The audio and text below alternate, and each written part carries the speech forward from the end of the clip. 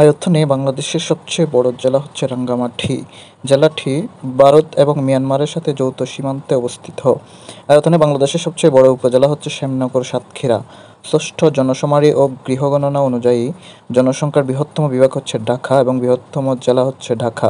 জনসংখ্যায় ক্ষুদ্রতম বিভাগ বরিশাল এবং ক্ষুদ্রতম জেলা হচ্ছে বান্দরবন। জনসংখ্যার ঘনত্ব যে বিভাগে বেশি ঢাকা জেলায় বা ঢাকা বিভাগে, জেলা হিসেবেও ঢাকা। জনসংখ্যার ঘনত্ব সবচেয়ে কম বরিশাল বিভাগে, জেলা হিসেবে হচ্ছে রাঙ্গামাটি। সাক্ষরতার হার সর্বাধিক ঢাকা বিভাগে, জেলা হিসেবে হচ্ছে পিরোজপুর। আবার সাক্ষরতার হার সর্বনিম্ন বিভাগ হিসেবে ময়মনসিংহ এবং জেলা হিসেবে জামালপুর জেলা। ক্ষুদ্র নৃগোষ্ঠী বসবাসের শীর্ষ বিভাগ হচ্ছে চট্টগ্রাম আর সর্বনিম্ন বিভাগ হচ্ছে বরিশাল। জেলা হিসেবে ক্ষুদ্র নৃগোষ্ঠী সবচেয়ে বেশি হচ্ছে রাঙ্গামাটি এবং সর্বনিম্ন হচ্ছে লালমনিরহাট জেলা।